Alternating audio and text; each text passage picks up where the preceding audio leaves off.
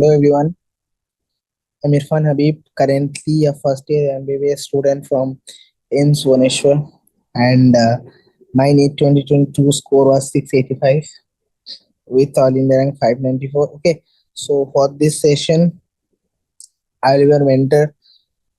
Like आज का हमारा जो टॉपिक है that is from class 12 chapter number 1 that sexual reproduction in flowering plants. Like हमने ये जो पार्ट है रिप्रोडक्शन, इसमें पहले जनरलाइज्ड एक चैप्टर आता है that is reproduction in organism. Okay, I was इसमें आपने थोड़ा बहुत बेसिक नॉलेज आपको है कि what is asexual reproduction and then sexual reproduction, right? जैसे सेक्सुअल रिप्रोडक्शन इज लाइक इसमें एक ऑर्गेनिज्म नहीं, एक से ज्यादा ऑर्गेनिज्म इन्वॉल्व होंगे रिप्रोडक्शन में. And what does reproduction means? Reproduction means that production of the similar type of organism. मतलब एक ऑर्गेनिज्म जब अपने तरह की ऑर्गेनिज्म को प्रोड्यूस करता है, अपने तरह के ऑफस्प्रिंग को प्रोड्यूस करता है, that is called reproduction. Okay, so that is sexual reproduction in flower. So हम फ्लावरिंग प्लांट्स. ना what does flowering plants mean? अगर आपने प्लांट किंगडम का आपको थोड़ा बहुत आइडिया है तो प्लांट किंगडम में there are algae, then we have discussed like pteridophytes, bryophytes, है ना, एंड जिम्नोस्पर्म एंजियोस्पर्म आता है, राइट? सो ये जो एंजियोस्पर्म है, यही एकमात्र प्लांट है जो फ्लावर्स देते हैं, है ना, अपने रिप्रोडक्टिव साइकिल में, अपने through out the life cycle में. अगर आप देखोगे इनके रिप्रोडक्टिव साइकिल, मतलब इनके रिप्रोडक्टिव में फ्लावर आता है. So they are flowering plants.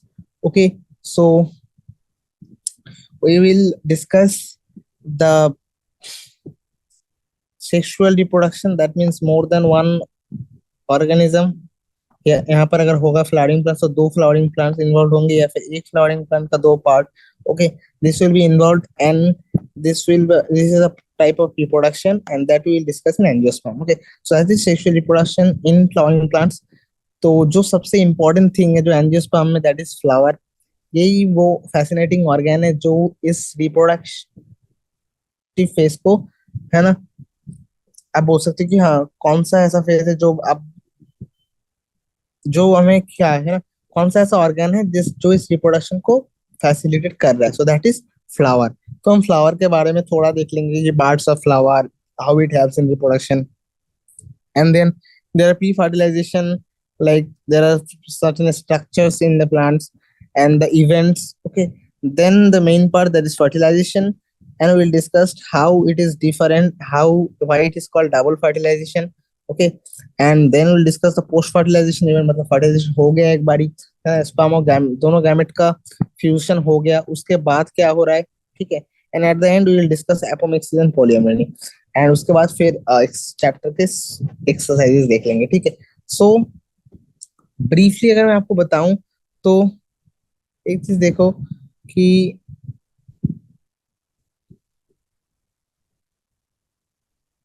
Flower, what is flower? Okay, तो यहाँ पर कुछ चीजें लिखा है कि ह्यूमन बीइंग ने फ्लावर को बहुत ऐसे यूज किया है ना. Be the type type of expression for various feelings, love, affection, happiness, grief, mourning. हाँ, but what you need to understand, यहाँ पर एक फ्लावर देखो कि फ्लावर एक का टिपिकल डायग्राम है, राइट? अगर आपने स्कूल में भी पढ़ा है तो स्कूल में हमें वो हिबिस्कस वगैरह को डिसेक्ट करके दिखा देते हैं ना कि पार्ट्स है. तो अगर आप कभी आपको फ्लावर दिखे तो आप टिपिकली फ्लावर, एक हिबिस्कस का फ्लावर उठाओगे तो आपको दिखेगा उसमें कुछ पार्ट्स होंगे, like there will be a part in the bottom, है ना, फिर ऐसे कुछ होंगे part, and there are few like this type of stalks. Okay, and there will be a there will be one or more than one like this type of organisms. Okay, so if you अगर आप ध्यान से देखते हो ना तो you will see that सबसे नीचे वाला पार्ट जो आता है दैट इज सेपल्स. फिर ये जो पार्ट होता है जो कलरफुल हमें दिखता है हमेशा, है ना, ये वो पार्ट है जो हमें पकड़ के रख रहा है फ्लावर को, ये सेपल है. फिर उसके बाद वो पार्ट आता है जो कलरफुल होता है ना, फ्लावर का मेन कलरफुल पार्ट. अगर किसी भी फ्लावर का देखोगे तो वो कौन सा है, वो that is petal. Okay, petal. And after that if you see inside there are certain structures like there is stigma, है ना, ये जो है, this is stigma. Okay, and this is the style, and this is the ovary. Okay, this is the female reproductive organ totally, and there are few male reproductive organs.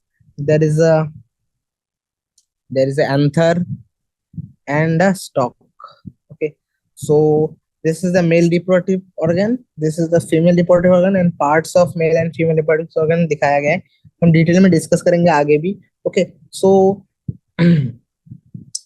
if you see pre fertilization में जो चीजें मैंने बताया था कि एक structure और हमें इवेंट्स डिस्कस करना है.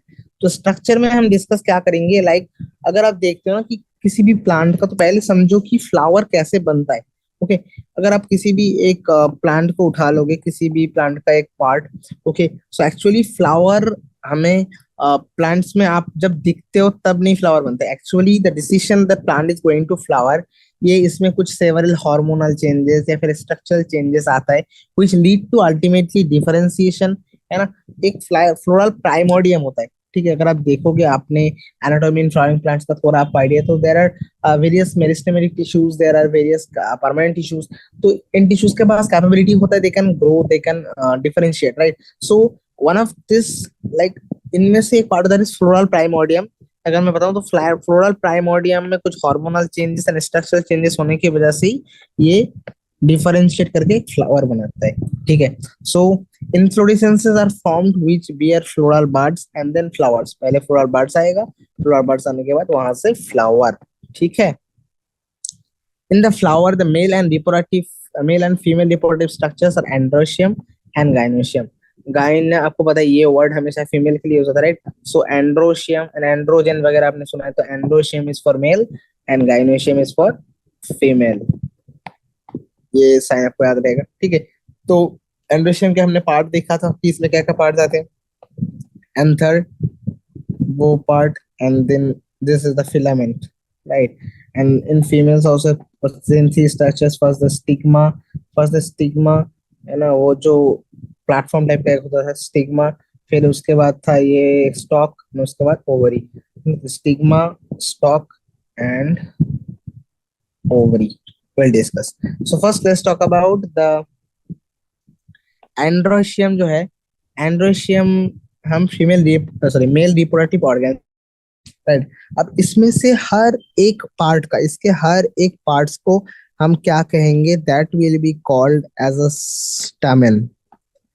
ऑल राइट, एंड्रोशियम हम पूरे के पूरे फीमेल रिप्रोडक्टिव ऑर्गन्स को कह रहे हैं, बट इंडिविजुअल एक एक स्ट्रक्चर्स को हम क्या कह रहे हैं, दैट इज स्टैमेन. स्टैमेन ये जो है, इसके दो पार्ट्स हैं. One is a long slender stalk, that is the filament, जो मैंने बताया ये वाला फिलामेंट, ये पूरा filament. And there is a terminal generally bilobe, ये जनरली बाइलोब ऐसा बाइलोब होता है. ठीक है, and this is anther. Okay, so इसका लिखा है कि हाँ, जो प्रॉक्सिमल एंड है that is attached with the filament, and जो डिस्टल एंड है वो कहाँ अटैच्ड होगा, थैलेमस और to the petal of flower. Now there are various type of flower जो जिनके ये जो फिलामेंट वो पेटल से भी अटैच हो सकता है, या फिर कुछ कुछ में डायरेक्टली जाकर, like the numbers and length of स्टेमन can very. ऐसा होता है कि एक प्लांट में एक भी हो सकता है, एक से ज्यादा भी हो सकता है स्टेमन, एंड किसी का शॉर्ट हाइट है, किसी का लॉन्ग हाइट है. Okay, so this are variable. And then talking about, अगर आप ध्यान से, है ना, इस स्टेमन को देखते हो, तो इसको अगर आप ध्यान से देखते हो, एक टिपिकल एंजियोस्पर्म का जो स्टेमन है ना, उसका जो एंथर वाला पार्ट है दैट इज बाइलोब. अगर बाइलोब है तो ऐसा है, तो this is like this only. Okay, मैं अगर आपको 3D में दिखाऊं तो ऐसा है ना, ये वाला पार्ट है एंथर. तो अगर मैं इस पार्ट को सब काट के देखूं, है ना, अगर हम इसको क्रॉस सेक्शनल देखते हैं तो ये कुछ इस तरह का दिखेगा, right. If you see this is given already here. So it is bilobe, each lobe having two theca. ये एक थीका है, ये एक थीका है. There is one theca, this is one theca. So each lobe having two theca. So each lobe is dithecous. Generally, ये general बात कर रहे हैं, है ना. But there are various plants which will have more than two lobes, right? But this is the common thing. Then talking about, तो अगर आप ध्यान से देखते हो बाइलोब स्ट्रक्चर है, एंड ये जो पूरा का पूरा स्ट्रक्चर एक टेट्रागोनल टाइप का होता है. टेट्रागोनल आपको पता है ना, क्या टेट्रागोन, चार इसके कॉर्नर्स से फोर साइडेड होगा. सो this is also a four sided tetragonal structure, जिसमें हर एक ये जो स्ट्रक्चर है इसको हम क्या कह रहे हैं, microsporangia. Microsporangia located at each corner, corner में माइकोस्पोरेंजिया है ना. तो अब देखो ध्यान से देखो, एक लोब है, एक लोब में दो थीका एंड एक लोब में दो थीका या फिर दो माइक्रोस्पोरेंजिया बोल सकते हो। दिस इज थीका और the structure is also called microsporangia, right? The microsporangium, तो एक लोब में कितने माइक्रोस्पोरेंजिया है? दो। तो टोटल कितने माइक्रोस्पोरेंजिया है? चार। ठीक है, टेट्रास्पोरेंजिया पूरा का पूरा एंटर। बट एक लोब क्या है? बाइस्पोरेंजिया या फिर डाइथिकस जो बोलते हैं, है ना? ठीक है। अब microsporangia develops further and become pollen sac. ये माइक्रोस्पोरेंजिया ही अगर अभी अगर इनिशियल स्टेज में आप देखोगे तो दे आर माइक्रोस्पोरेंजिया, है ना? कि हाँ, इनमें पोलन वगैरह क्यों नहीं है। बट अगर आप फर्दर स्टेज में देखोगे, जब प्लांट रिप्रोडक्टिव फेज को फेस करता है, जब प्लांट्स गैमेट बनाता है ना, माइक्रोस्पोरेंजिया पोलन बनाता है, तो जब ये माइक्रोस्पोरेंजिया पोलन में कन्वर्ट हो जाएगा, सो दिस माइक्रोस्पोरेंजिया, जो ये माइक्रोस्पोरेंजिया का जो सैक जो है वो क्या किस में कन्वर्ट हो जाएगा? That is pollen sac. Okay, I hope it's clear now. तो क्या बताया कि हर एक लोब के पास दो दो थीका है ना, या फिर दो दो माइक्रोस्पोरेंजिया है। इस माइक्रोस्पोरेंजिया में क्या होगा? That is microspore. माइक्रोस्पोर ही लेटर स्टेज में क्या कन्वर्ट होता है? इसमें pollen, that is a mature male gamete. Okay, so जब ये पोलेन में कन्वर्ट होगा तो माइक्रोस्पोरेंजिया किस में कन्वर्ट हो जाएगा? That will be converted into pollen sac, क्योंकि पोलेन को कंटेन करेगा, right? So that's all. Now talking about structure of microsporangia, अगर माइक्रोस्पोरेंजिया में स्ट्रक्चर देखोगे तो इसमें तीन लेयर्स होते हैं। There is epidermis, then endothecium, then this layer, है ना, मिडिल लेयर, ये मिडिल वाला layer, and ultimately the sporangia, sporogenous tissue. Sporogenous tissue वही है जो स्पोर में कन्वर्ट करते हैं, है ना? सो एंड अगर आप ध्यान से देखो, एक बार मैं आपको क्लियर करता हूँ। तो ये देखो, मैं ड्रॉ कर देता था, ठीक है? तो पहले सबसे बाहर वाला लेयर एपिडर्मिस। एपिडर्मिस हमारे बॉडी में भी होता है ना, स्किन के सबसे बाहर वाले एपिडर्मिस। फिर उसके बाद आया एंडोथेशियम। एंडोथेशियम किसी और कलर से बनाते हैं, ये देखो एंडोथेशियम हो गया। ठीक है, एंडोथेशियम गंदा बन रहा है, ठीक है।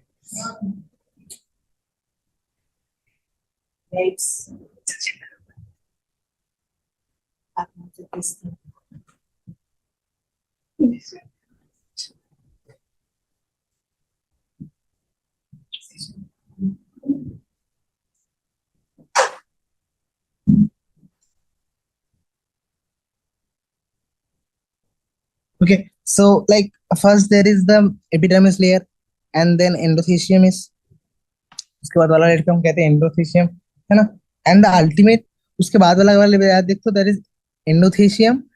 एंड फिर ये जो एंडोथेशियम के बाद स्पोरोजेनस टिश्यू के बाहर भी एक लेयर आता है, दैट इज टैपेटम। तो ये एंडोथेशियम एंड टैपेटम वाला लेयर, ये जो पूरा का पूरा दिख रहा है आपको, ये पूरा का पूरा क्या है? ये है मिडिल लेयर, है ना? So there is epidermis layer. मैं आपको यहाँ पर कलर करके बताऊं, ध्यान से देखो। So it will be like this one is the epidermis layer, then endothelium वाला लेयर, देन ये पूरा का पूरा जो है ये मिडिल लेयर, दिख नहीं रहा क्या? ठीक है, ये मिडिल लेयर, ये ये मिडिल लेयर, ओके। एंड उसके बाद ये टैपेटम वाला layer, ultimately this one is the sporogenous tissue. यहाँ पर ऑल भी क्लियर अच्छे से दिखा हुआ है। Epidermis, then endothecium, then middle layer, see दो से तीन, three layer, two two three layer होता है मिडिल लेयर, ठीक है। एंड देन टैपेटम वाला layer and ultimately sporogenous tissue. Okay, so ये है उसका माइक्रोस्कोपिक स्ट्रक्चर। किसी भी माइक्रोस्पोरेंजिया का अगर आप ट्रांसवर्स सेक्शन लेके उसको माइक्रोस्कोप में देखोगे तो आपको कुछ इस तरह से दिखेगा। ओके, अब ये जो स्पोरोजिनस टिश्यू है, तो स्पोरोजिनस टिश्यू को ध्यान से देखो, ये एकदम सेंटर में है, राइट? एवरी माइक्रोस्पोरेंजिया का, हर एक माइक्रोस्पोरेंजिया, एक माइक्रोस्पोरेंजिया, एक माइक्रोस्पोरेंजिया, एक माइक्रोस्पोरेंजिया, एक माइक्रोस्पोरेंजिया है, तो हर एक माइक्रोस्पोरेंजिया का एकदम कॉर्नर में है, एंड वो भी एकदम सेंटर में है, right? Okay, so that's all about the microscopic structure of microsporangia, है ना? देन इफ वी टॉक, अब देखो, जैसे आपने हमने पहले स्ट्रक्चर देखा, but there are various events also happening in this reproductive structures, है ना।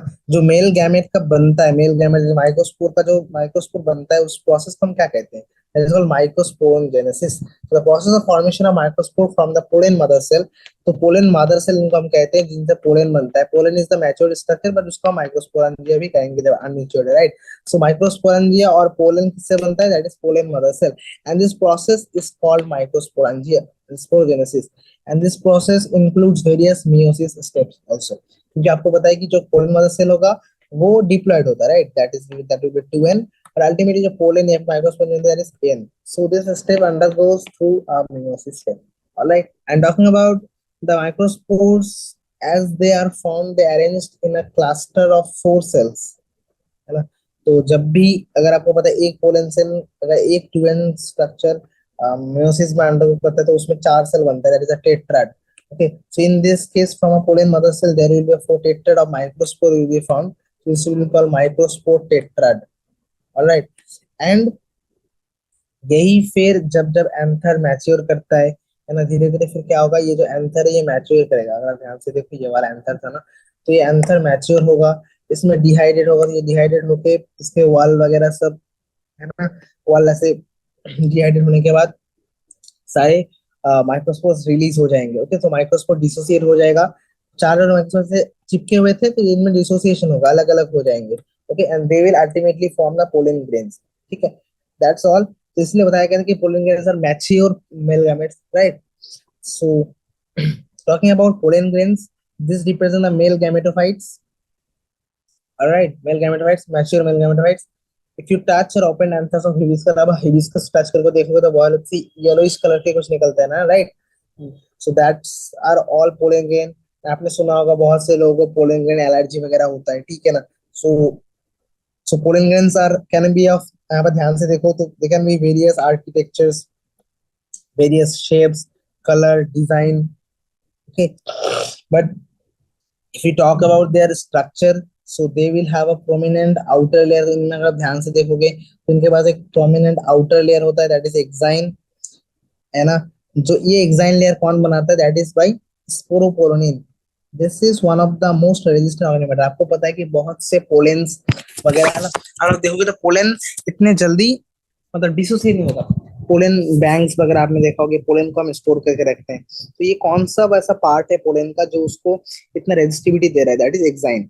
Alright, so this is the most resistant organic material known, and it can withstand high temperatures, strong acids, alkali and all. ठीक है, ऐसा कोई भी enzyme नहीं है जो लाइक, ठीक है। सो क्या है ना कि they can withstand high temperatures.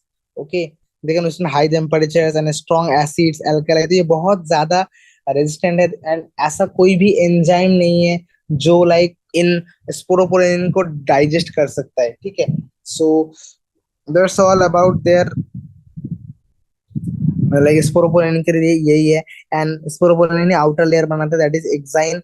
And talking about the inner layers, अगर इनर लेयर्स की बात करें तो उसमें अगर आप ध्यान से देखते हो तो inner layer is called, inner है तो इंटाइन, बाहर का है एक्सिस्ट, है ना, तो उसके एक्सटर्नल है तो एक्साइन, ठीक है। अब ये एक्साइन वाला जो लेयर है ना, इस लेयर में ही जामपोर होता है। What is जामपोर? जामपोर वही होता है जहां से पोलेन अपने जब जार्मिनेट करता है ना, तो पोलेन यहाँ से जार्मिनेट करता है, दैट इज द पोलेन जामपोर, ठीक है। ये जामपोर वो वाला पार्ट है जहां पर स्पोरोपोलिन एब्सेंट है, तो पोलन ग्रेन वहां से क्या कर सकता है बताओ? वहां से अपना पोलन ट्यूब वगैरह जो बनेगा वो उस जामपोर से पास करेगा, ठीक है। And exines can have exhibit fascinating arrays of pattern and designs वगैरह, ठीक है। इनर वाली सी इंटाइन जो मैंने बताया बहुत ही थिन एंड कंटीन्यूअस होता है, and it is content of, एक टिपिकल एक सेल्स का स्ट्रक्चर है, that is cellulose and pectin से बनता है, ठीक है। That's all. अब साइटोप्लाज्म की बात करें, cytoplasm is covered by plasma membrane, तो होगा ही, प्लांट सेल है तो उसमें वॉल है, तो ये जो सेल का वॉल है ना इसका, वही टिपिकली एक इंटाइन को रिप्रेजेंट करता है। Now one pollen grain will have 2 cells, that is one vegetative cell. इसमें अगर ध्यान से देखते हो तो पोलन ग्रेन्स है ना, ये एक मैच्योर माइक्रोस्पोर है। इससे पोलन ग्रेन कैसे बनता है समझो, तो अल्टीमेट पोलन ग्रेन में ये आउटर है ना, तो ये एक्साइन वाला पार्ट नहीं दिखाया गया, ओनली इंटाइन एंड प्लाज्मा वाला पार्ट है।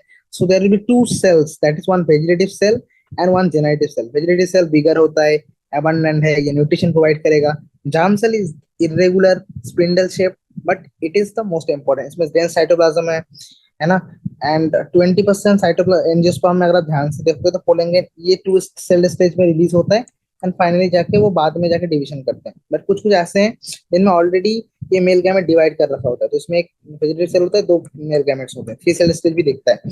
तो 60% में टू सेल स्टेज, 40% में थ्री सेल स्टेज आपको दिखेगा। ठीक है, that's all. Now talking about कुछ यहाँ पर एग्जांपल्स है कि पोलन ग्रेन्स को बहुत जगह पोलन के एलर्जी वगैरह होता है ना, they can cause various asthma, bronchitis वगैरह। And parthenium carrot grass that came in India, India में जब आया था तो पार्थिनियम बहुत ज्यादा, आपको पता है कि हाँ इसमें कोई इसका कोई ये बहुत ज्यादा मतलब ज्यादा जल्दी मल्टीप्लाई कर सकता है, तो it becomes N havoc. Alright, so pollen allergy वगैरह एक बार देख लेना। एंड पोलन ग्रेन्स, क्योंकि आपको पता है कि हाँ प्लांट इसमें बहुत दिन तक है ना अनफेवर कंडीशन को भी सर्वाइव कर सकता है, they have rich in nutrients, and nowadays it's been used for various tablet syrup के फॉर्मेट में यूज किया जाता है फॉर वेरियस सप्लीमेंट्स, है ना। एंड और एक चीज भी है कि पोलन ग्रेन ऐसा नहीं है ना कि पोलन ग्रेन स्टिग्मा में जाता है, ठीक है, देखो स्टिग्मा में जाने से पहले अगर पोलन ग्रेन वायबिलिटी गुम हो जाएगा तो कैसे होगा, तो हर एक पोलन ग्रेन के पास वायबिलिटी होता है कब तक वो फर्टिलाइज कर सकता है, and it is variable, depend करता है क्योंकि हर एक प्लांट को पता है कि हाँ यूजुअली मेरा पोलिनेशन कितने डेज में होगा, क्योंकि मेरा जो प्लांट को पता है ना कि उनका जो क्या, सो द फीमेल पार्ट है ना, जो हमने गाइनेशियम बोला था, उसके हर एक पार्ट को हम क्या कहते हैं, that is pistil. Alright, so pistil will have, there are three structures है ना, three part, stigma, style and ovary, and ये थैलेमस वाला पार्ट जो फ्लावर को कंटेन करता है, राइट। सो लाइक स्टिग्मा वो पार्ट है जहां पर आके अपना पोलन ग्रेन्स वगैरह लैंड करते हैं, then style is this long part जहां पोलन ट्यूब एलोंगेट करेगा, and ovary is the part where all this female gamete will, है ना, फीमेल गैमेट जहां पर रहता है। ठीक है, सो इन वेरी तो जो पिस्टिल है, नंबर ऑफ पिस्टिल के बेसिस पे, अगर सिंगल पिस्टिल है तो मोनोकार्पेलिडी, मोर देन है तो मल्टीकार्पेलिडी, और अगर सबके सब एक साथ है ना पिस्टिल वगैरह, तो this can be called as syncarpous. और अगर अलग अलग है, अलग अलग ना, फ्री अलग अलग, तो अलग अलग है तो एपोकार्पस, ऐसे कर सकते हो। ठीक है, एंड ओवरी के अंदर ओवरियन कैविटी है जिसमें प्लासेंटा होता है, और ये प्लासेंटा ही कंटेन करता है, राइट। सो हम प्लासेंटेशन वगैरह आपने पढ़ा होगा कि वेरियस टाइप के प्लासेंटेशन वगैरह होते हैं। एंड स्ट्रक्चर के बारे में बात करें तो ये एक टिपिकल ओव्यूल का एग्जांपल है यहाँ पर, है ना, टिपिकल ओव्यूल का एग्जांपल है। यहाँ पर देखो आप स्ट्रक्चर, तो ये हाइलम वाला पार्ट है जो होल्ड करके रखता है इस प्लासेंटा से, किसको, प्लासेंटा से इस लाइक ओव्यूल को, है ना, होल्ड करके कौन रख रहा है, प्लासेंटा, दैट इज हाइलम। अब अगर इसके स्ट्रक्चर देखो तो ओव्यूल इसमें प्लासेंटा से अटैच होता है फ्यूनिकल, एंड ये जो पार्ट है जो इसको हाइलम से जो ये स्टॉक टाइप का निकल रहा है ना, इसको कहते हैं फ्यूनिकल। देखो क्या लिखा है कि it is attached to the placenta by means of stalk that is called funicle, and जहां पर ओव्यूल आके फ्यूनिकल से फ्यूज कर जाता है, ये जो लाइन है इसको कह सकते हो हाइलम। ठीक है, तो हाइलम वो पार्ट है जो ओव्यूल और हमें फ्यूनिकल के बीच में जंक्शन बता रहा है। ठीक है, नाउ ओव्यूल अगर आप ध्यान से देखो तो इसमें इसके प्रोटेक्टिव स्ट्रक्चर्स होते हैं, जैसे पोलन का था इंटरनेजन, यहाँ भी होता है। वैसे क्या होता है कि इसका आउटर लेयर को हम कहते हैं दैट इज, ये दोनों जो प्रोटेक्टिव लेयर है इनको हम कहते हैं, एक साथ कहते हैं इंटेगुमेंट्स। ओके, इंटेगुमेंट, एक आउटर इंटेगुमेंट और एक इनर इंटेगुमेंट, बट ये दोनों के दोनों इंटेगुमेंट एक जगह एब्सेंट है, दैट इज कॉल्ड माइक्रोपाइल। जो स्ट्रक्चर में एब्सेंट है दैट इज माइक्रोपाइल। तो ये micropyle, opposite to micropyle this end will be चला चला, ऑलराइट। एंड इंटेगुमेंट्स के अंदर जो सेल है, ये जो मास ऑफ सेल है, this is called as the, this part है ना, ये पूरा का पूरा पार्ट जो है ये है न्यूसेलस। अब न्यूसेलस के एकदम अंदर, okay, this nucellus will be, एकदम न्यूसेलस के बीच में क्या होगा, न्यूसेलस में, न्यूसेलस क्या है, न्यूसेलस वो सेल्स है जिनमें फूड मटेरियल बहुत ज्यादा है, क्योंकि इन्हें मल्टीप्लाई करना है, अल्टीमेटली इनमें से सिलेक्ट होगा कि कौन सा वाला फीमेल गैमेट बनाएगा, राइट। सो द जो वाला पार्ट फीमेल गैमेटोफाइट को रिप्रेजेंट करता है that is embryo site. Is it clear? Now the process of formation of this ovule है ना, फ्रॉम मेगास्पोर मदर सेल। जैसे पोलन मदर सेल से माइक्रोस्पोर बना था, वैसे पोलन बना था या माइक्रोस्पोर बना था, वैसे ही मेगास्पोर मदर सेल से मेगास्पोर या ओव्यूल बनने की प्रोसेस को हम कहते हैं megasporogenesis. This also contain meiosis and all. Okay, so this is the exam. ये वाला अगर डायग्राम देखते तो सारे के सारे स्टेप्स क्लियर हो जाते हैं अल्टीमेटली। ठीक है, सो अगर आप ध्यान से देखो यहाँ पर, तो क्या होता है कि ये न्यूक्लियस से बाहर वाला दिखाया कि न्यूक्लियस लेयर है, and this is the megaspore mother cell. Okay, अब मेगास्पोर मदर सेल पहले क्या करेगा, इसमें डिवीजन होगा। ठीक है, पहले तो इनमें पहले सिलेक्शन होगा कि कौन सा मेगास्पोर मदर सेल बन रहा है। ठीक है, तो एक वो सेल जो माइक्रोपाइलर एंड में होता है वो सिलेक्ट होता है मेगास्पोर मदर सेल के फॉर्मेट में, देन उसमें डिवीजन होता है। ठीक है, मेगास्पोर मेगास्पोर डायड बनता है, फिर उस डायड डायड से और मेयोसिस 2 होने के बाद मेगास्पोर टेट्राड बनता है। अब इस टेट्राड में क्या होता है, इसके ये माइक्रोपाइलर एंड वाले तीनों के तीनों क्या हो जाते हैं, तीनों के तीनों डिजनाइट हो जाते हैं। जो चैलाजल एंड वाला रहता है ना, इसमें क्या होता है, ये वाला फिर अल्टीमेटली फर्दर माइटोसिस डिवाइड करता है। मतलब ये देखो, हर एक सेल एन एन एन, अब ये का माइटोसिस करेगा तो सारे सेल क्या होंगे, एन। तो इसमें क्या होता है, पहले फिर इसमें एक माइटोसिस होगा, तो 2 सेल बनेगा, फिर 4 सेल, फिर 8 सेल। अब इन 8 सेल में से क्या होता है, 3 सेल इस कॉर्नर में चले जाते हैं, 3 सेल इस कॉर्नर में चले जाते हैं। ठीक है, 2 सेल यहाँ से, एक सेल आता है यहाँ से, एक सेल आता है, सेंटर में रह जाते हैं, और 3 सेल इस सेंटर में, इस साइड। ओके, सो दिस 3, जो ये वाला डायग्राम देखो, ये वाला डायग्राम, तो क्या आपको दिख रहा है कि माइक्रोपाइलर एंड वाले 3 सेल होंगे, 2 सिनर्जिड और एक एक्सेल। सेंटर में 2 सेल होते, 2 पोलर न्यूक्लियस, तो ये पोल से आए इसलिए इन्हें पोलर न्यूक्लियस कहते हैं। सेंट्रल वाला सेल है तो सेंट्रल सेल, एंड इधर वाले जो है, क्योंकि ये एक के ऑपोजिट में, सो दे आर कॉल्ड एंटीपोडल्स। अब इसी को उल्टा करके यहाँ पर दिखाया गया है, this is the micropylar and, ये उल्टा है। ठीक है, ऐसा मत समझना कि ये यहाँ पर ऊपर साइनेटिक से नीचे कैसे हो गया। तो ये माइक्रोपाइलर एंड था, अभी हम नीचे से देख रहे हैं माइक्रोपाइलर एंड को। तो यहाँ से माइक्रोपाइलर एंड नीचे, यहाँ पर क्या होगा, ये 2 साइनेटिक, एक एक्सेल, बीच वाला सेंट्रल सेल जिसमें 2 पोलर न्यूक्लियस होते हैं, एंड एंटीपोड चैलाजल एंड में होते हैं। ठीक है, तो याद रखना, चैलाजल एंड में कौन होगा, एंटीपोड्स, एंड माइक्रोपाइलर एंड में कौन होगा, सिनर्जिड्स। ठीक है, सो talking about mega female gametophyte, so majority of cell में megaspore is functional when एक, मैंने मतलब बताया ना कि एक मेगास्पोर फंक्शनल होता है, बाकी के 3 डिजेनरेट हो जाते हैं।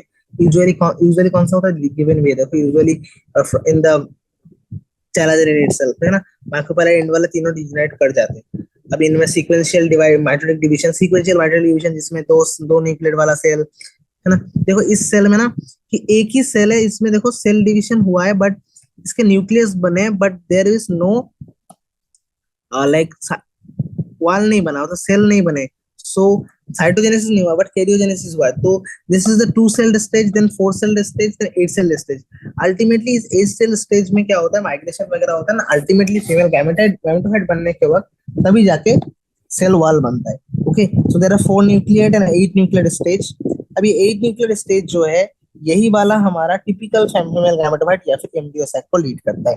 ठीक है, इसमें से 6 सेल सराउंडेड बाय सेल वाले, देखो इसमें से ये तीनों, ऊपर वाले तीनों, नीचे वाले तीनों, ये साइटोप्लाज्म से सराउंडेड है। ये देखो तीनों साइटोप्लाज्म, सॉरी, सेल वॉल से सराउंडेड है, ये तीनों, ये तीनों। बट जो सेंट्रल वाला है उसमें कोई सेल वॉल आपको दिख नहीं रहा। Okay, so this is the central cell जिसमें 2 न्यूक्लियस है, जो पोलर से एंड से आए, they are polar nucleus. Now जो एकदम माइक्रोपाइलर एंड में अगर आप देखोगे तो 2 सिनर्जिड्स थे और एक एग।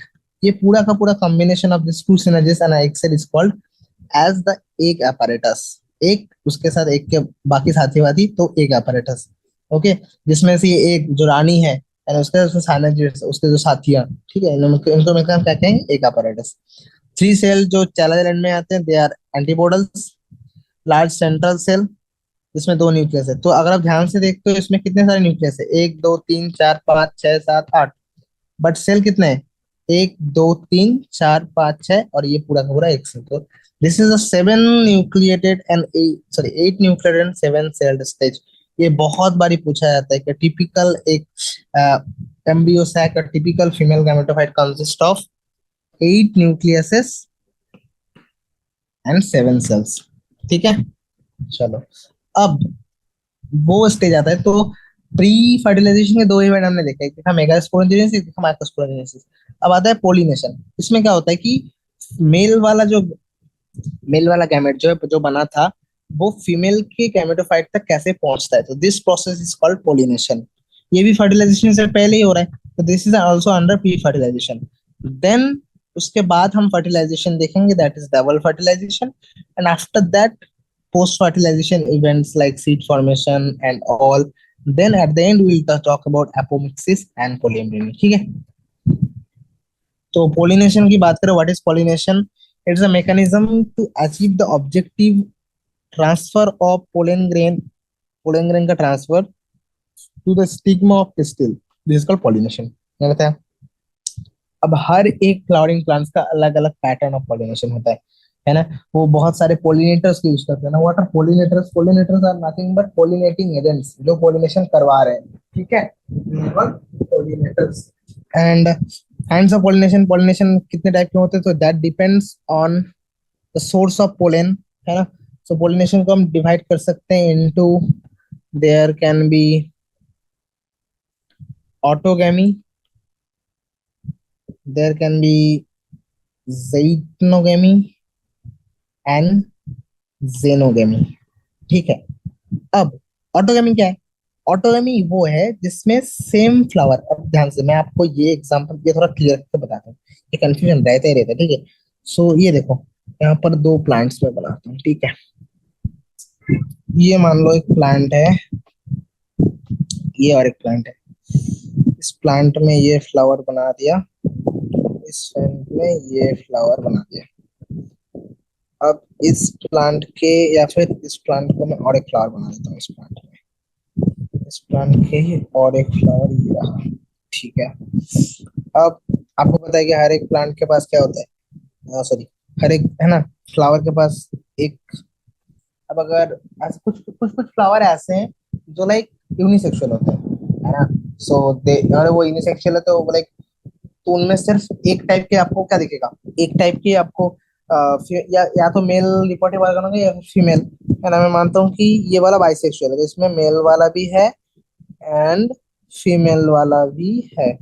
ठीक है, तो ये फ्लावर भी ऐसा ही होगा, सेम फ्लावर सेम प्लांट के ही है। बट मैं ये मानता हूँ कि ये वाला सिर्फ और सिर्फ यूनिसेक्सुअल है, तो इसमें सिर्फ फीमेल ऑर्गन है। तो अभी चांसेस है कि ये जो पोलन है, इसका जो पोलन है, ये सेम प्लांट के ही, सेम फ्लावर के, सेम प्लांट के सेम फ्लावर को ही, है ना, उसी के लाइक स्टिग्मा में पहुंच गया।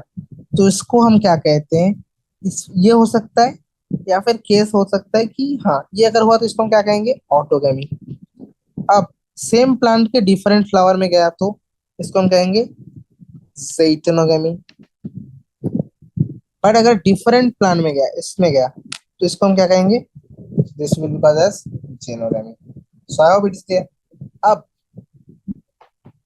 इतना तो समझ में आ गया होगा आपको, है ना, कि हाँ कौन से को हम ऑटो कह रहे हैं, कौन सा जीटो एंड कौन सा जेनो। ठीक है, so autogamy is the transfer of pollen grain from anther of stigma of the same flower. क्या होता है सेम फ्लावर में? ठीक है, इसमें क्या है, सेम फ्लावर। ओके, अब कुछ कुछ फ्लावर ऐसे होते हैं जो कंप्लीटली ओपन रहते हैं, है ना? जैसे ये फ्लावर को आप ध्यान से देखो, ये वाला फ्लावर, है ना, या ये वाला फ्लावर देखो, ये कंप्लीटली ओपन है। इसमें इसके male reproductive organ and female reproductive organ आपको क्लियरली दिख रहा है। ठीक है, so these are open, open है, ओपन मतलब एकदम खुली खुली है, तो चश्मा जैसा, है ना? तो चैस्मोगमास, इन्हें हम कहते हैं चैस्मोगमास।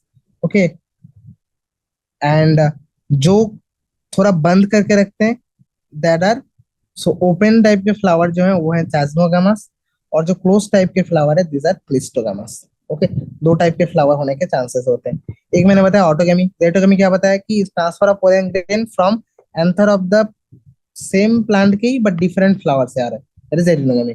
और अगर डिफरेंट प्लांट्स के डिफरेंट मतलब डिफरेंट प्लांट का होगा तो डिफरेंट फ्लावर होगा ही, है ना? सो दिस इज जेनोगेमी। ओके, अब पोलिनेशन जो करवाते हैं उन्हें हम कहते हैं पोलिनेटिंग एजेंट्स और पोलिनेटर्स। ओके, सो पोलिनेटर्स के दो टाइप के पोलिनेटर हो सकते हैं। तो हमने देखा लाइक कि दो टाइप के प्लांट्स में दो टाइप के फ्लावर हमें दिखता है। एक वो फ्लावर जिसमें ऑलरेडी सारे जो मेल रिप्रोडक्टिव ऑर्गन या फीमेल रिप्रोडक्टिव ऑर्गन ये सब दिख रहे हैं, है ना, मतलब बाहर से एक्सपोज्ड है, सो दिस आर चैस्मोगमस। एंड कुछ होते हैं जो ऑलरेडी कवर्ड होता है ना, जो में पेटल कवर कर रखते हैं, this are not open, so this are closed, है ना, क्लोज्ड टाइप के हैं। सीएल देखो क्लोज्ड है, क्लिस्टोगमस। चैस्मोगमास इज ओपन। ठीक है। अब ध्यान से देखो, ये जो चैस्मोगमास है, इनमें ही चांसेस रहता है कि हाँ ये लोग क्या कर सकते हैं, ये डिफरेंट प्लांट को पॉलिनेट कर सकता है, या फिर डिफरेंट प्लांट को सिर्फ डिफरेंट फ्लावर को भी कर सकता है। सो इनमें चांसेस रहता है कि जेटोनोगमी कर सकता है, या फिर ये जेनोगमी कर सकता है। बट जो ऑलरेडी क्लोज्ड है, जो ऑलरेडी क्लिस्टोगमास है, उनमें कोई चांसेस ही नहीं है कि वो डिफरेंट प्लांट को करे या फिर डिफरेंट फ्लावर को करे। राइट। सो इनमें क्या होता है ना, कि जो क्लिस्टोगैमा से इनमें सिर्फ एक ही टाइप का पॉलिनेशन होने के चांसेस रहते हैं, दैट इज ऑटोगेमी। अब पॉलिनेशन को हमने एक चीज देखा कि पॉलिनेशन में कितने सारे मतलब पोलेन एंड पोलेन कहाँ से आ रहा है उसके बेसिस पे हमने टाइप डिफाइन किया कि that is depending on the source of pollen, है ना, कि वो सेम फ्लावर का आ रहा है या फिर सेम प्लांट का आ रहा है, डिफरेंट प्लांट के। तो उसको बेसिस पे हमने बताया कि ऑटोगेमी, हेटेरोगेमी एंड जेनोगेमी। बट हम इन्हें और भी टाइप के डिफरेंशिएट कर सकते हैं। आप ध्यान से देखो, जेनेटिकली अगर आप ध्यान से देखो ना, तो genetically autogamy and geitonogamy, this are, ये सेम प्लांट्स के आ रहे हैं, तो दिस आर जेनेटिकली आइडेंटिकल, इनमें जेनेटिकल आइडेंटिकल होंगे। बट जो जीनोगेमी है, इसमें जेनेटिकली अलग प्लांट से आ रहा है, तो इसमें जेनेटिकली डिफरेंशिएट होगा। तो जेनेटिकली अगर मैं कहूँ ना, तो ये जेनेटिकली ये वाला ऑटोगेमी है, ये वाला हेटेरोगेमी है, क्योंकि ये अलग अलग प्लांट्स में हो रहा है। राइट। जेनेटिकली अगर ऑटोगेमी आप पूछो तो ये वाला है। बट अगर मॉर्फोलॉजिकली आप बताओ, मॉर्फोलॉजिकली अगर ध्यान से देखोगे तो ये ऑटोगेमी ही सिर्फ सेम फ्लावर से हो रहा है, this is one is only autogamy. But जो ज़ेटो एंड ज़ीनो है, दिस आर हेटेरोगेमी, क्योंकि अलग अलग फ्लावर से हो रहा है। ठीक है। इसी बेसिस पे भी कभी कभी पूछ लेते हैं कि जेनेटिकली बताओ कौन सा वाला ऑटोगेमी है। ठीक है ना। टॉकिंग अबाउट पॉलिनेशन के pollinators like agents of pollination, तो plants may use different type of pollinating agent, you know, to perform this pollination. Now like ऐसा है ना कि प्लांट्स के पास खुद को तो ऐसा नहीं कि प्लांट जाके रख के आए अपना पोलन पोलन। तो प्लांट क्या करता है, कुछ फैक्टर्स को यूज करता है ना। सो बीट एबायोटिक फैक्टर, लिविंग हो सकता है बायोटिक या फिर नॉन लिविंग एबायोटिक। सो एबायोटिक फैक्टर्स में कौन कौन आता है, लाइक इसमें आता है वाटर, विंड, ठीक है। एंड बायोटिक फैक्टर में कौन आएगा, बायोटिक फैक्टर में मेनली एनिमल्स जो मूव करते, right. So majority of plants क्या करते हैं, इस बायोटिक फैक्टर को यूज करते हैं। क्योंकि एबायोटिक फैक्टर में क्या होता है कि एबायोटिक फैक्टर क्या है, बहुत जनरलाइज्ड है, वाटर कहीं भी चला जाएगा, कहाँ जाएगा कुछ पता नहीं। ठीक है। फिर विंड भी कहाँ, मतलब डायरेक्शन का ठीक नहीं है। ठीक है।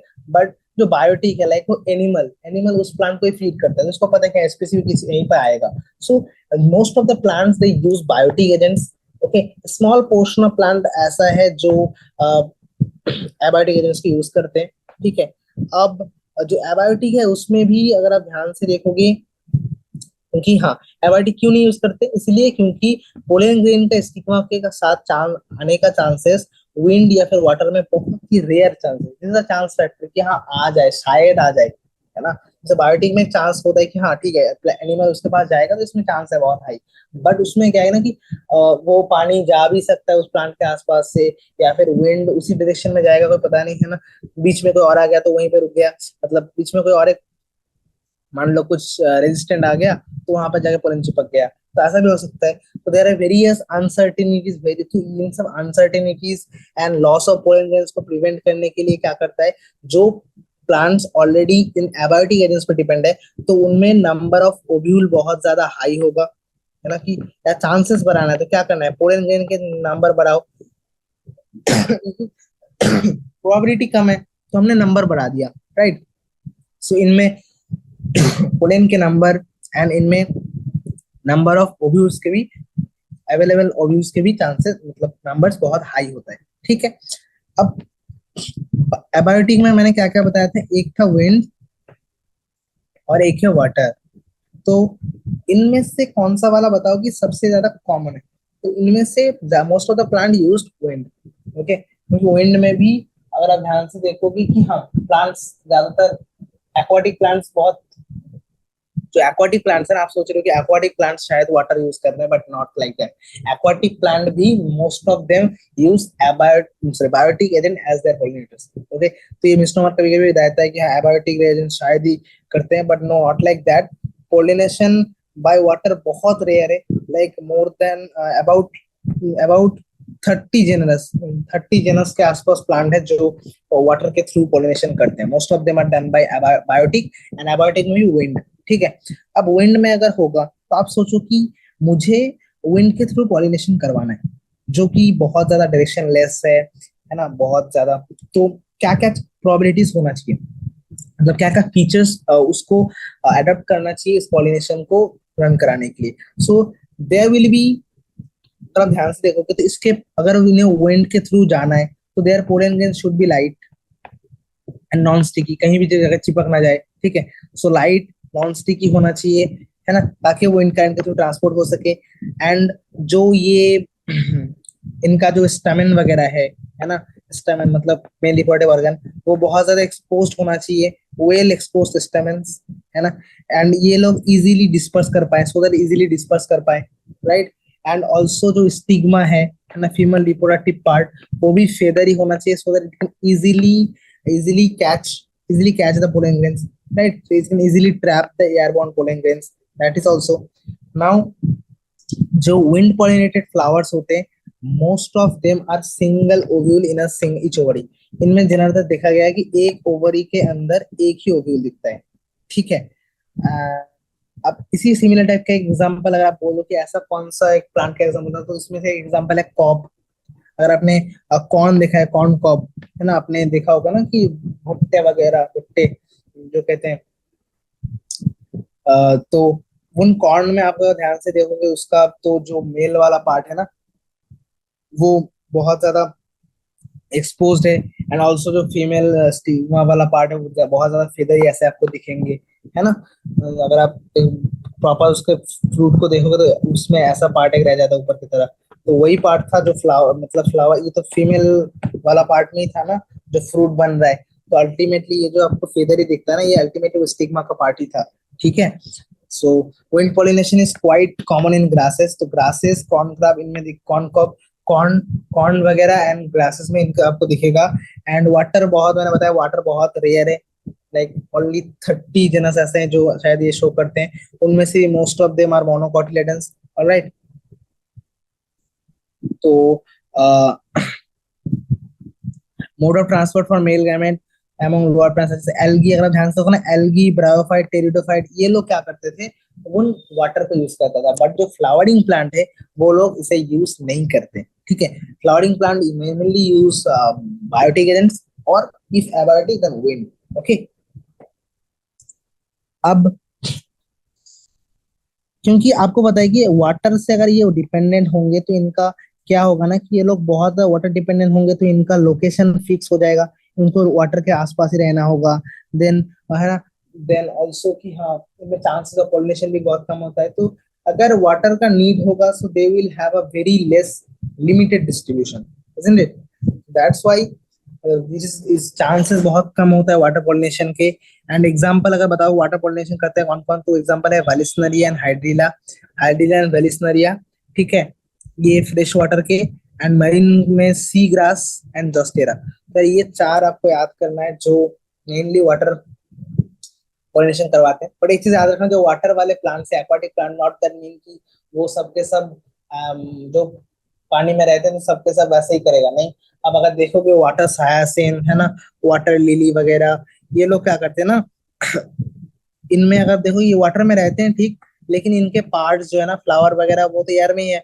सो इनके इनके ज्यादातर पोलिनेशन किससे होता है, इनका pollination biotic agents like insects वगैरह से होता है। ठीक है, ये लिखा है कि not all aquatic plants use water for pollination. Majority of aquatic plants such as water hyacinth, water lily, ये लोग पोलिनेट करते हैं इंसेक्ट या विंड से, है ना, like most of the land plants की तरह।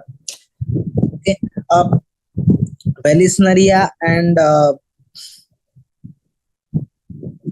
वेलिस्नेरिया एंड हाइड्रिला में जो पोलिनेशन का पैटर्न है वो थोड़ा डिफरेंट होता है। अगर आप ध्यान से देखो तो यहाँ पर एक वेलिस्नेरिया का एग्जांपल गिवन है। वेलिस्नेरिया में क्या है कि ये फीमेल फ्लावर वाला पार्ट है। फीमेल फ्लावर में ये सॉरी ये सॉरी पूरा का पूरा प्लांट है। प्लांट में से ये फीमेल फ्लावर है, ठीक है, this one is the female flower. तो ध्यान से देखो कि फीमेल फ्लावर का जो फीमेल फ्लावर है ना, वो एकदम टॉप तक पहुंचता है, सरफेस ऑफ वाटर तक, यहाँ तक आ जाता है। ठीक है, नीचे से अगर ये वाटर aquatic प्लांट है तो इसमें से, बट इसका जो फीमेल फ्लावर वाला पार्ट है वो एकदम सरफेस पे आ जाता है। And this pollen grains are release in the water.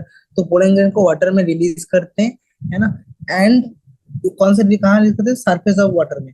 ये बहुत ज्यादा लाइट होंगे, है ना, तो ये सरफेस में ऐसे फ्लो करके आएंगे और फीमेल फ्लावर वाला पार्ट भी एकदम टॉप पे सरफेस पे है, तो यहाँ जाके स्टिक हो जाएगा। ठीक है, they are carried passively by water currents and to reach the female flower. Okay, but बहुत कम चांसेस है कि ये वहां तक पहुंचेगा, कोई यहाँ चला जाएगा, कोई यहाँ चला जाएगा, यहाँ यहाँ, तो बहुत कम चांस है। बट हाँ, फैसिलिटेट करने के लिए ये फीमेल फ्लावर भी सरफेस तक आ जाता है। ओके, एंड पोलन ग्रेन इनमें लॉन्ग रिबन लाइक होता है। ठीक है, कुछ कुछ ऐसे हैं कि उनमें पोलन ग्रेन ऐसे लॉन्ग रिबन लाइक होते हैं। ठीक है, some of them reach the end pollen grain को पानी से बचाना है तो इनमें एक म्यूसिलेजिनस कवरिंग भी आपको दिखने को मिलेगा, है ना। तो विंड पोलिनेशन जो कराते, सॉरी वाटर पोलिनेशन जो कराते हैं उनके पोलन में आपको म्यूसिलेजिनस कवरिंग के चांसेस भी, म्यूसिलेजिनस कवरिंग भी आपको दिखेगा। ठीक है, अब एक चीज ध्यान से देखना कि जो विंड या वाटर पोलिनेट करते हैं ना, ये प्लांट्स के फ्लावर उतना ज्यादा कलरफुल नहीं होगा। अब अभी सोचो क्यों?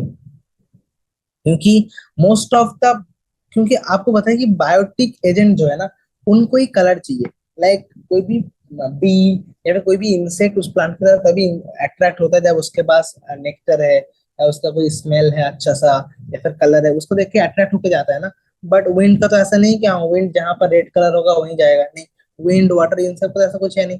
तो इन सारे केस में अगर आप देखते हो तो इन सारे केस में नेक्टर वगैरह या फिर कलरफुल इतना ज्यादा होंगे नहीं। ठीक है, तो बायोटिक एबायोटिक में कभी कभी डिफरेंस पूछ लिया जाता है, तो आप बता सकते हो कि हाँ बायोटिक में चांसेस हाई है ना, इसमें लिविंग ऑर्गेनिज्म वगैरह यूज होता है, इसके प्लांट्स वगैरह कलरफुल होंगे एंड ऑल, नेक्टर भी प्रोड्यूस होगा। बट एबायोटिक में ऐसा नहीं है, बट एबायोटिक में चांसेस भी बहुत कम होता है, right. This are all. Now, majority of flowering plants use range of animals, biotic agents like bee, butterfly, fly, beetle, wasp, moth, bird, the sunbird, hummingbird, ये लोग भी करते हैं। And bats are common pollinating agents. ये सब के सब most of the these are common pollinating agents. अब एनिमल में भी अगर बताऊं तो इंसेक्ट सबसे ज्यादा करते हैं एनिमल्स में। इंसेक्ट्स में ही bees are the dominant biotic pollinating agents. Bee are the most dominant, alright. But कुछ कुछ larger animals like primates, lemurs, tree dwelling, gecko lizard, garden lizard, ये लोग भी पोलिनेशन करवाते हैं। And humans also pollinate sometimes, right. आप ये बताना कि आप ये ढूंढ के बताना मुझे कि कुछ ढूंढ के लिखते ना कि which plant undergoes human pollination। एंड्रोफिलस कौन से होते हैं, देख लेना एक बार। So majority of insect pollinated flower जो होंगे, अगर इंसेक्ट है, इंसेक्ट के फीचर्स होते हैं। विंड वाले में जैसे फीचर था कि वो एक्सपोज्ड होगा, उसका स्टिग्मा फिदर ही होगा। तो बताओ कि जो इंसेक्ट वाला है उसमें कैसा हो सकता है?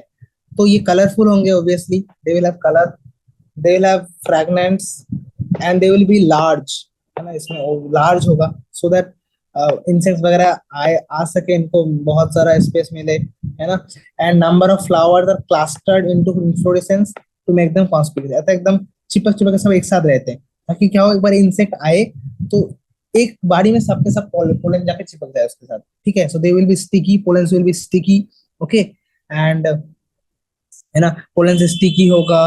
Then the flowers will be in the inflorescent format, flower will be colourful, fragrant, large, all this, right. अब कुछ कुछ एनिमल है जो फ्रैग्रेंस के थ्रू अट्रैक्ट होते हैं, कुछ कुछ ऐसे जो फाउल फॉडर से भी आते हैं, लाइक फ्लाई, बीटल, है ना।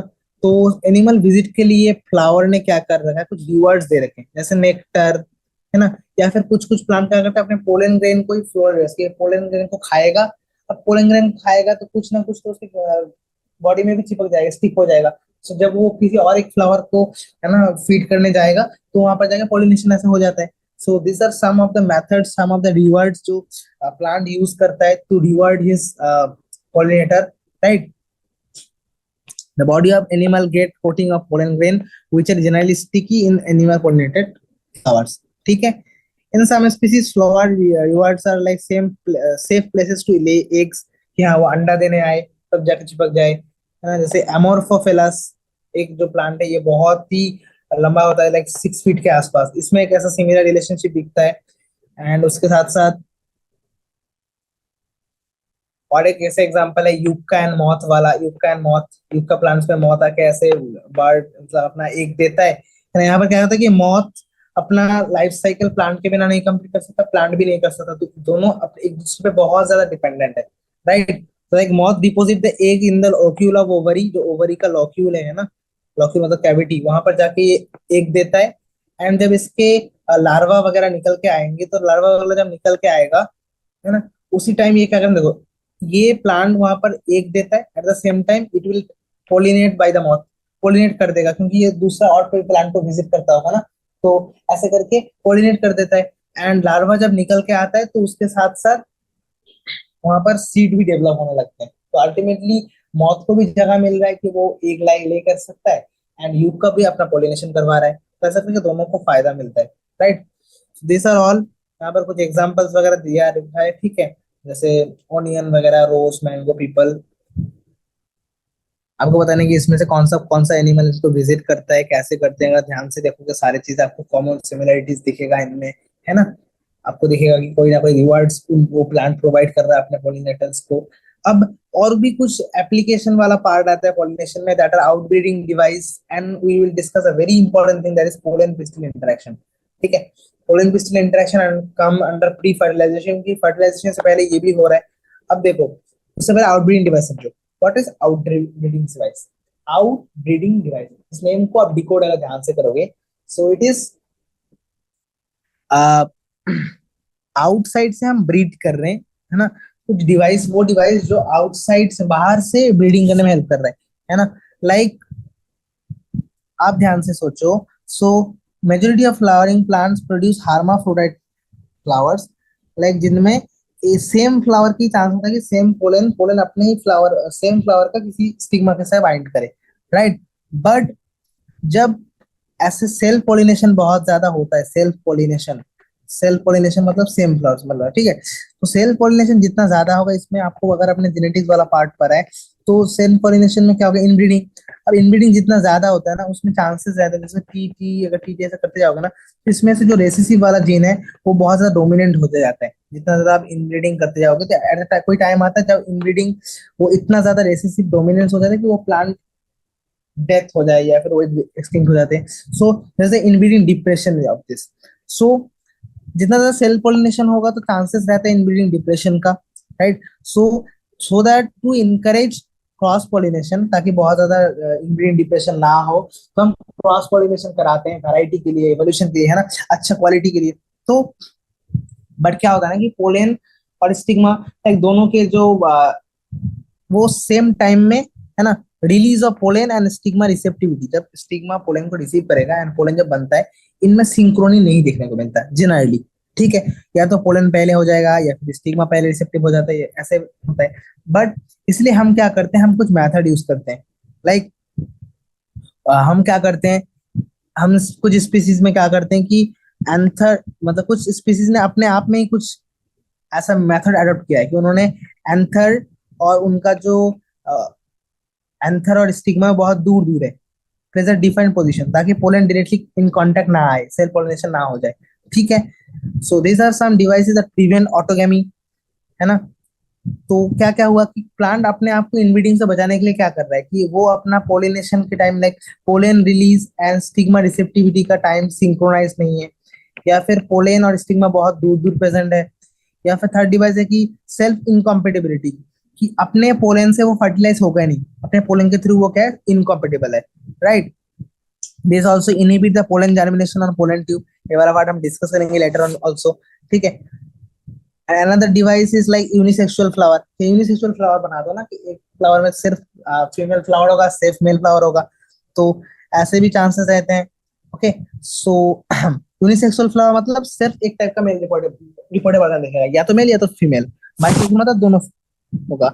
अब अगर सेम प्लांट में सेम प्लांट में आपको मेल फ्लावर भी दिखे, फीमेल फ्लावर भी दिखे, मेल फ्लावर भी दिखा, फीमेल फ्लावर, तो दिस आर एक ही प्लांट में दोनों प्रेजेंट है, मोनोइशियस और बाइसेक्सुअल प्लांट। इनमें भी ऑटोगेमी का चांसेस नहीं रहे, क्योंकि इनमें क्या होता है, जेटोनोगेमी। अब कुछ कुछ प्लांट्स है लाइक पपाया, जिनमें फीमेल और male flower different different plants में प्रेजेंट है, so these are dithecous, dioecious plant है ना, जिसमें मेल और फीमेल अलग अलग प्लांट में प्रेजेंट होते हैं। ठीक है, सो दिस कंडीशन, इसमें तो जीनोगेमी भी, जीटोनोगेमी भी नहीं होगा, ऑटोगेमी भी नहीं हो रहा, तो कोई भी सेल पोलिनेशन होने के चांसेस बिल्कुल भी नहीं रहता।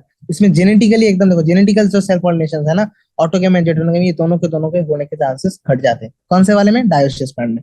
और जो मोनोशियस प्लांट है उसमें भी सेल पोलिनेशन रुक रहा है, कौन सा वाला? बस ऑटोगेमी वाला पार्ट। ठीक है, तो पूछ लेते हैं कि मोनोशियस में कौन सा वाला सेल पोलिनेशन नहीं होता, या फिर डायोशियस में कौन सा वाला नहीं होता, तो एक बार ये देख लेना। ठीक है, नाउ अब पोलेन पहुंच गया स्टिग्मा तक।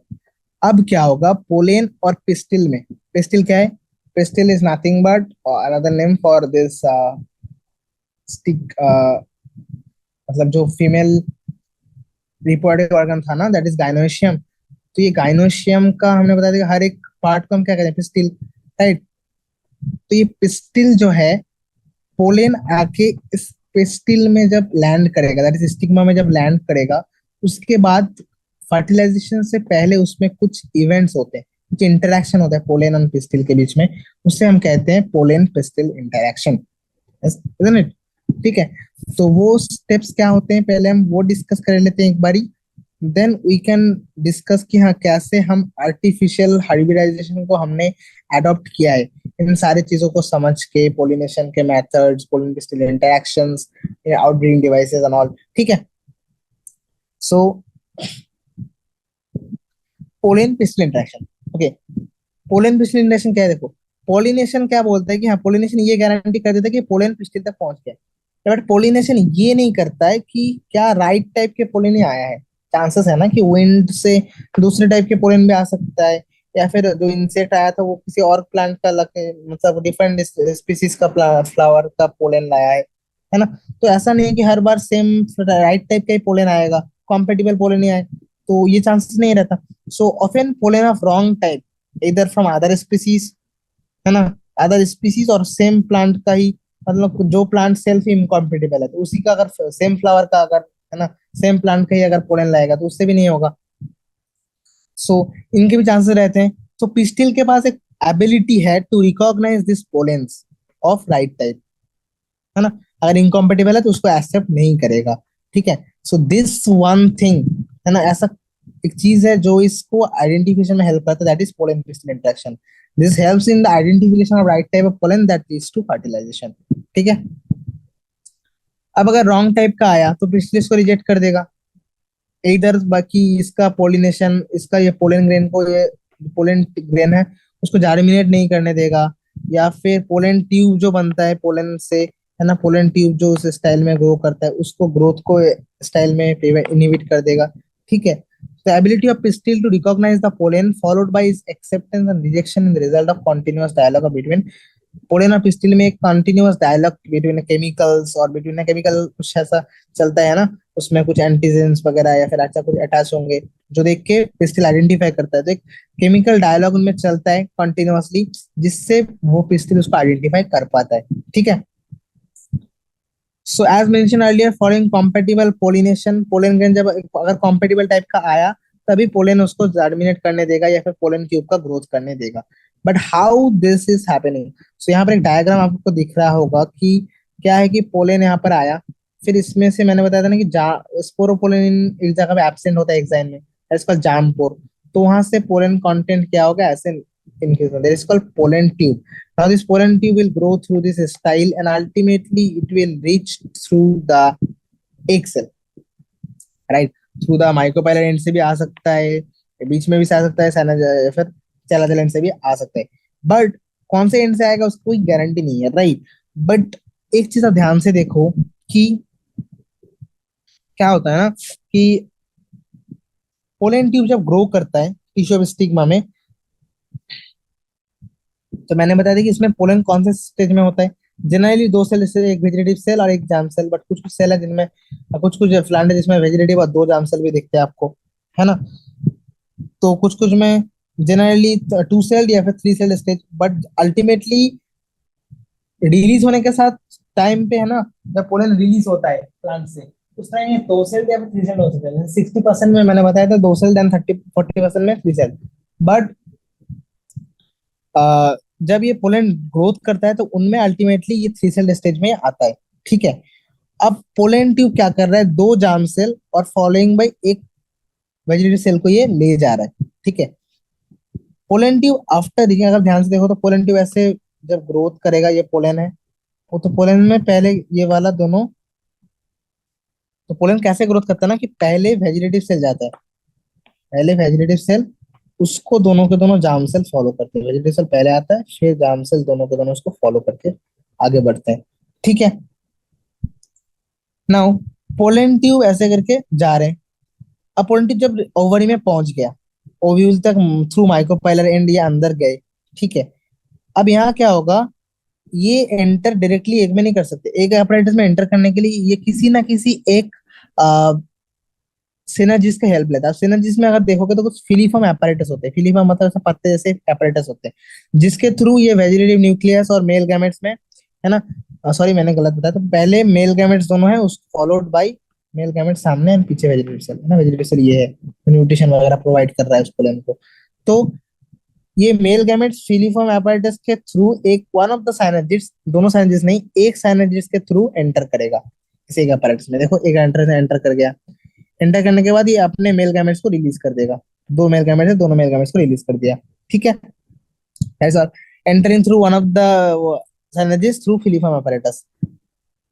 एंड ये जो पोलन ग्रोथ कर रहा है ना ओवरी के थ्रू, कैसे ग्रोथ करता है, तो यार साइनर्जिड्स कुछ केमिकल्स वगैरह रिलीज करते हैं, है ना, जो जिस केमिकल को थ्रू इस ये पोलन ट्यूब क्या करते हैं, केमोटैक्टिक मूवमेंट करके उसकी तरफ मूव करता है। So all this movement from this pollen deposition to stigma, मतलब पोलन डिपोजिशन से लेके शुरू करके जब तक सिनर्जिड्स तक पहुंचे ये लोग एक apparatus में एंटर किए, this is called pollen based interaction, okay. इसमें पहले प्रोमोशन और इनहिबिशन ऑफ पोलन, देन कैसे मूवमेंट करते हैं, अल्टीमेटली एंटरिंग टू द एक apparatus। अगर हमें ये समझ में आ गया कि हाँ पोलन कैसे रिकॉग्नाइज करता है, देन ये कुछ मेथड्स जब हमें समझ में आ गया, सो वी आर यूजिंग, है ना, हमारे इस नॉलेज को पोलन बेस्ड इंटरेक्शन पॉलिनेशन वगैरह को यूज करके हम अपने आप से, है ना, प्लांट जो खुद से नेचुरली करता था, हम भी अभी आर्टिफिशियली क्या कर रहे हैं, आर्टिफिशियली हम, एक ब्रीडर क्या करता है कि वो चाहता है कि डिफरेंट स्पीसीज को क्रॉस कराएगा या फिर सेम जेनरे का, है ना, सुपीरियर वैरायटी बनाना चाहते हैं, तो उसमें आर्टिफिशियल इंटेलिजेंस, आर्टिफिशियल हाइब्रिडाइजेशन बहुत हेल्पफुल है, ठीक है। आर्टिफिशियल फर्टिलाइजेशन हाइब्रिडाइजेशन हम क्या करते हैं, इसमें इंपॉर्टेंट होता है कि हम क्या करते हैं, डिजायर्ड जो पोलन ग्रेन है उसको पोलिनेशन के लिए यूज करते हैं, एंड स्टिग्मा क्या करते हैं, इसको प्रोटेक्ट किया जाता है कॉन्टामिनेशन से, कि हाँ अनवांटेड पोलन आके इसको फर्टिलाइज ना कर दे, है ना। तो इसको हम ऐसे कवर करके रखते हैं, तो इस प्रोसेस को हम क्या कहते हैं कि हाँ, एक चांस, क्या क्या चांसेस है, तो इसमें क्या क्या स्टेप्स आप ध्यान से समझो। पहले मुझे क्या क्या इंश्योर करना होगा कि मैं जिस प्लांट पोलन से चलाना चाहता हूँ उस डिजायर्ड पोलन से पोलिनेशन हो, है ना। तो उसके लिए मुझे क्या करना होगा, जो स्टिग्मा है उसको प्रोटेक्ट करके रखना होगा कंटामिनेशन के हाथ से, बाकी कोई आके ना पोलिनेट कर दे, ठीक है। So female parent bears bisexual flower, तो बाइसेक्सुअल अगर होगा तो बाइसेक्सुअल में हम ट्राई करते हैं कि ये जो मेल वाला पार्ट है जनरली इसको हटा दिया जाता है, ठीक है। तो इस प्रोसेस को मास्कुलेशन, मास्कुलर को हटा दिया गया, मतलब मेल को हटा दिया गया, तो इसको कहते हैं emasculation. Emasculated flowers generally female flowers, है ना। अब उनको क्या करते हैं हम, एक प्रॉपर बैग से कवर कर देते हैं, क्यों, ताकि कॉन्टेमिनेट ना हो जाए अनवांटेड वन से। अब पहले इमास्कुलेशन किया गया, देन बैगिंग। आफ्टर बैगिंग हम क्या करते हैं, अपने जो मेल प्लांट है ना, सॉरी मेल फ्लावर है, उसमें से हमने पोलन कलेक्ट किया, पोलन कलेक्ट करने के बाद इस बैग को हटा के हमने पोलिनेशन करवा दिया, ठीक है। Collected from anthers and they are dusted on the stigma, then flower को रीबैग कर दिया जाए, कि हाँ, ऐसा तो चांस हो सकता है ना कि इसके बाद भी कॉन्टेमिनेशन हो सकता है, तो फिर से रीबैक करवा दिया जाता है, एंड अल्टीमेटली हम अलाउ करते हैं फर्टिलाइजेशन वगैरह हो, एंड अल्टीमेटली सीड फ्रूट वगैरह सब बने, ठीक है। So if female parent produce unisexual flower, और यूनिसेक्सुअल फ्लावर इमस्कुलेशन करने की जरूरत ही नहीं है, सिर्फ बैगिंग करो, कनेक्ट करो, देन डास्टिंग करो एंड डीबैगिंग कर दो, ऐसे करके हो जाएगा। Okay, so this are all the event that are including in pre fertilization, जिसमें हमने स्ट्रक्चर्स देखे मेल रिप्रोडक्टिव ऑर्गन्स के, फीमेल रिप्रोडक्टिव ऑर्गन्स के, then microsporogenesis, macrosporogenesis, okay, sorry megasporogenesis, and then we have also discussed the method that is called pollination, है ना, जिसमें pollen क्या करता है, मूव करके स्टिग्मा तक पहुंचता है, आफ्टर दैट पहुंचने के बाद वहां पर जो पोलन और पिस्टिल में उसको पहले एक्सेप्ट करना, देन उसको ग्रोथ करके अल्टीमेटली मेल गैमेट्स को फीमेल गैमेट तक पहुंचाना, this pollen pistil interaction, after that there will be mixing of this, and that is called as the fertilization. Now what is fertilization? If you carefully see, so fertilization nothing है that after entering to synergids, pollen tube दोनों के दोनों mail gametes को release कर देता है cytoplasm of synergids. कहाँ release करता है? साइटोप्लाज्म के, सिनर्जिड्स के साइटोप्लाज्म में। अब इनमें से एक मेल गैमेट क्या करता है, इनमें से एक मेल गैमेट क्या करेगा, ध्यान से देखो ये डायग्राम, ध्यान से देखो, इनमें से एक मेल गैमेट से ना एक सिनर्जिड, दोनों में से एक डिजनेट हो गया था ना, तो एक अभी जिंदा है, एक क्या कर रहा है, एक को इसमें से क्या कर रहा है, एक जाके एक को एक की तरफ जा रहा है, और दूसरा मेल गैमेट कहाँ जा रहा है, पोलर न्यूक्लियस की तरफ। अब ध्यान से देखो तो क्या हो रहा है कि one of the male gamete moves toward the एक cell and fuses with the nucleus, तो एक सेल में एन था, N plus N similar type के, तो दिस इज कॉल्ड सिनगैमी। अब और एक एन कहाँ जा रहा है, N plus N, that is polar nucleus के पास, पोलर न्यूक्लियस जो सेंट्रल सेल का था, तो पोलर न्यूक्लियस के पास अगर जा रहे हैं तो देखो इसमें तीन न्यूक्लियस, एक्चुअल में 3n हो रहा है, राइट। सो दो पोलर न्यूक्लियस और उसके साथ और एक मेल गैमेट जा रहा है, तो this is called triple fusion, क्योंकि आपने देखा कि तीन हैप्लॉइड सेल का न्यूक्लियस का फ्यूजन हो रहा है, तो अल्टीमेटली इसमें क्या बनेगा, इसमें सिनगैमी होता है और बनता है zygote, right, male gamete, female gamete मिलकर बनाने जाइगोट। यहाँ पर क्या होगा, एक मेल गैमेट और दो पोलर न्यूक्लियस, है ना, बनके क्या बना रहे हैं, primary endosperm nucleus, PN, and क्योंकि तीन हैप्लॉइड न्यूक्लियस, एन अल्टीमेटली बन रहा है, तो इट्स कॉल्ड ट्रिपल फ्यूजन। क्योंकि यहाँ पर दो टाइप की फ्यूजन आपको दिख रहा है, एक है सिनगैमी और एक है triple fusion, so this type of fertilization is called as double fertilization. और ये सिर्फ और सिर्फ आपको flowering plants that is angiosperm में ही दिखेगा, this is a unique feature, बाकी और किसी भी टाइप ऑफ प्लांट में आपको नहीं दिखेगा, ठीक है, एंजियोस्पर्म में दिखता है। तो ये जो प्राइमरी एंडोस्पर्म न्यूक्लियस है और जो सेंट्रल सेल है, तो प्राइमरी एंडोस्पर्म न्यूक्लियस, तो पोलर न्यूक्लियस क्या हो गया फर्टिलाइजेशन के बाद, पीएन, और सेंट्रल सेल क्या हो गया फर्टिलाइजेशन के बाद, प्राइमरी एंडोस्पर्म सेल, है ना, और यही जाके बाद में फिर एंडोस्पर्म बनाता है, जो कि एंड ये जाके बाद में क्या बनाता है, एंडोस्पर्म, और इधर फीमेल एग वाला बन गया क्या, जाइगोट, जाइगोट जाके अल्टीमेटली क्या बनाएगा, embryo. So later on this stage we will discuss like post fertilization event में हम पढ़ेंगे कैसे एंडोस्पर्म बनता है, कैसा एम्ब्रियो डेवलपमेंट वगैरह होता है, ठीक है। So will discussing all this and structure of fruit, structure of seeds and apomixis polyembryo वाला पार्ट डिस्कस करेंगे, ठीक है।